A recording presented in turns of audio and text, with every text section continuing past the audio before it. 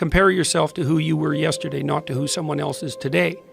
Because you need to have a hierarchy of improvement. You need to be aiming for something, and that means you're going to be lesser than people who've already attained along that dimension. So the question is, who should you defeat in the final analysis? And the answer is, you should defeat your former self. You should be constantly trying to do that. And you're the right control for yourself too, because you're the one who's had all your advantages and disadvantages.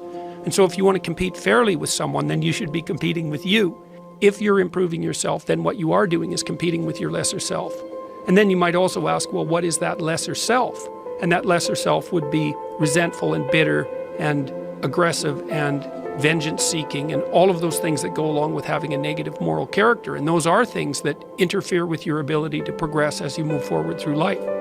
So it's very necessary to understand that this is why, I've been stressing this idea of personal responsibility. It's like, well, personal responsibility is to compete with yourself, is to be slightly better than yourself the next day. And it better in some way that you can actually manage, and that's humility. Like, well, I'm a flawed person, I've got all my problems. Could I be as good as person X? It's like not the right question. The right question is, could you be slightly better tomorrow than your currently flawed self?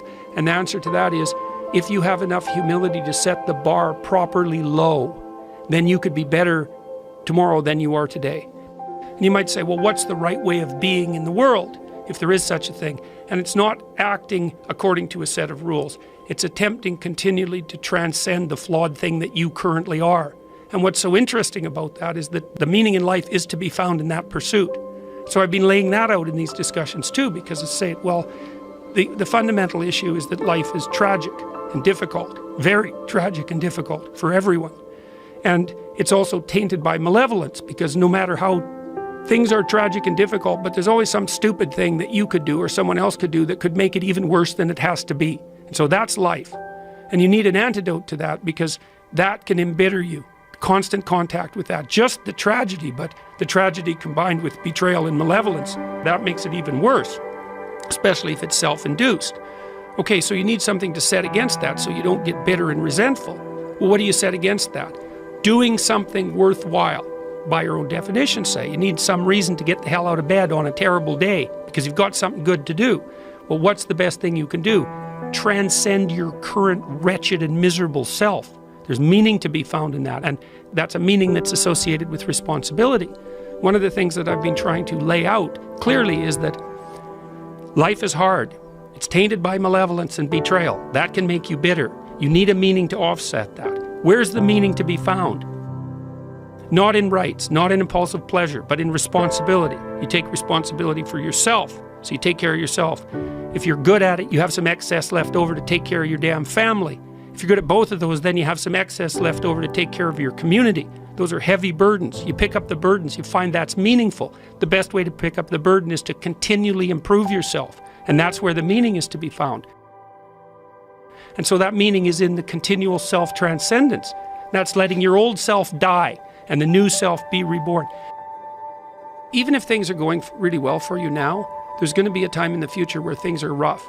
You're going to be ill, family member's going to be ill, a dream is going to fall apart, you're going to be uncertain about your employment status. Like the flood is coming, right? The apocalypse is coming. It's always the case in life.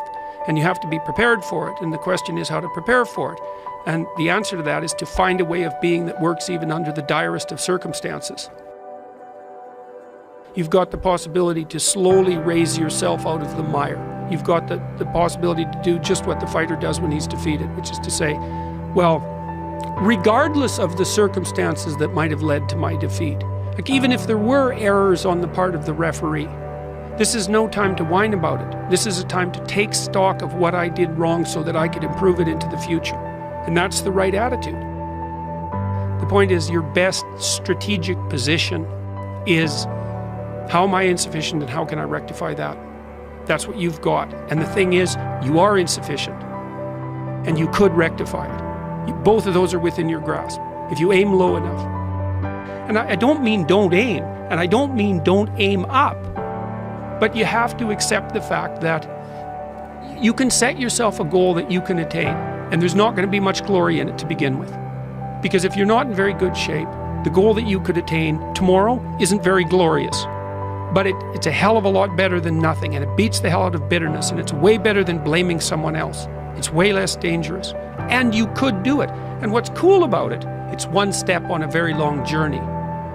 And it starts to compound on you. So a small step today puts you in a position to take a slightly bigger step the next day, and then that puts you in a position to take a slightly bigger step the next day. And you do that for 2 or 3 years, man, you're starting to stride.